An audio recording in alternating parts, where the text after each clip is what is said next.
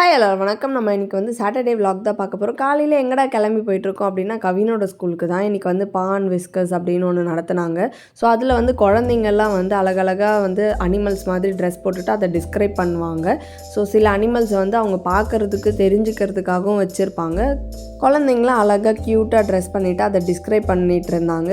Elephant, tiger, line, அப்புறம் கவ் இருந்தாங்க, fish மாதிரி பண்ணியிருந்தாங்க, ஜிராஃபி, ரினோசஸ், பீகாக், அந்த மாதிரி நிறைய அனிமல்ஸ் மாதிரி ட்ரெஸ் பண்ணிவிட்டு க்யூட்டாக அதை டிஸ்கிரைப் பண்ணிகிட்டு இருந்தாங்க. அந்த குழந்தைங்க அந்த அளவுக்கு சொல்கிறாங்க அப்படின்னும் போது அதை பார்க்கவே ரொம்பவே ஹாப்பியாக இருக்குது. லாஸ்ட் இயர் வந்து நானும் கவினும் தான் போயிருந்தோம். ஸோ அப்போயுமே நாங்கள் மாட்டு வண்டியில் போனோம். ஸோ இந்த தடவை அவங்க அப்பாவும் வந்திருந்தார். ஸோ அதனால் நாங்கள் 3 பேருமே போயிருந்தோம். நாங்கள் நிறைய முறை மாட்டு வண்டி போகும்போது அதில் போறியான்னு கவினை கேட்டிருக்கோம். ஆனால் அவன் பயப்படுவான். ஸோ அவனோட ஸ்கூல்லன்னும் போது தங்கப்பிள்ளை வந்து அழகாக உட்காந்து ட்ராவல் பண்ணிகிட்டு இருந்தான்.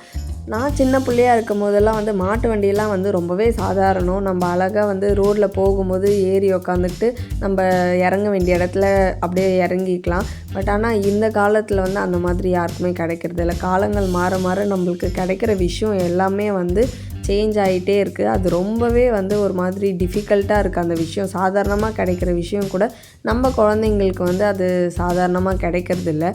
என்ன மாதிரி எத்தனை பேர் ஃபீல் பண்ணியிருக்கீங்க அப்படிங்கிறதையும் சொல்லுங்கள். அதுக்கப்புறம் வந்து கொஞ்சம் ஃபிஷ், அக்வாட்டிக் அனிமல்ஸ்லாம் வச்சுருந்தாங்க. ஃபிஷ் எல்லாம் இருந்தது, குட்டி குட்டி கிளியெல்லாம் இருந்தது, ரேபிட்டும் வச்சுருந்தாங்க. 2 ஒயிட் எலி வந்து தூங்கிட்டே இருந்தது நாங்கள் போய் பார்க்கும்போது. அதுக்கப்புறம் வந்து க்யூட்டாக கலர்ஃபுல்லாக வந்து இந்த கிளியெல்லாம் வந்து கவின் பார்த்துட்டு இருந்தான்.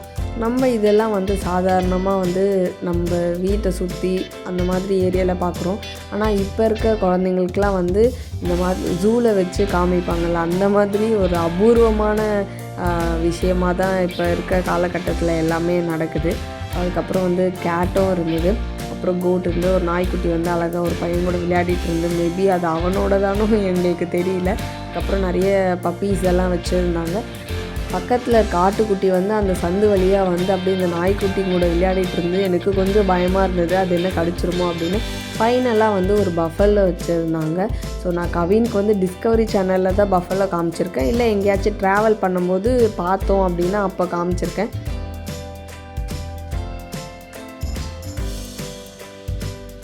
அப்புறம் வந்து எல்லாமே பார்த்து முடிச்சுட்டு நாங்களும் வந்து வீட்டுக்கு கிளம்பிட்டோம். போகிறதுக்கு முன்னாடி தங்கப்பிள்ளை விளையாடாமல் எப்படி அம்மா நான் போய் விளையாடுறேன்ட்டு அவனும் கொஞ்சம் நேரம் விளையாடிட்டு இருந்தான். அப்படியே நாங்களும் எங்கள் வீட்டுக்கு கிளம்பியாச்சு.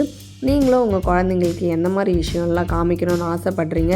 எது ரொம்ப வந்து டிஃபிகல்ட்டான விஷயம், நம்மளுக்கு கிடைச்ச விஷயம் எது வந்து குழந்தைங்களுக்கு வந்து ஈஸியாக கிடைக்கிறதில்ல, அப்படி நீங்கள் என்ன நினைக்கிறீங்க அப்படிங்கிறதையும் கண்டிப்பாக எங்களுக்கும் ஷேர் பண்ணுங்கள்.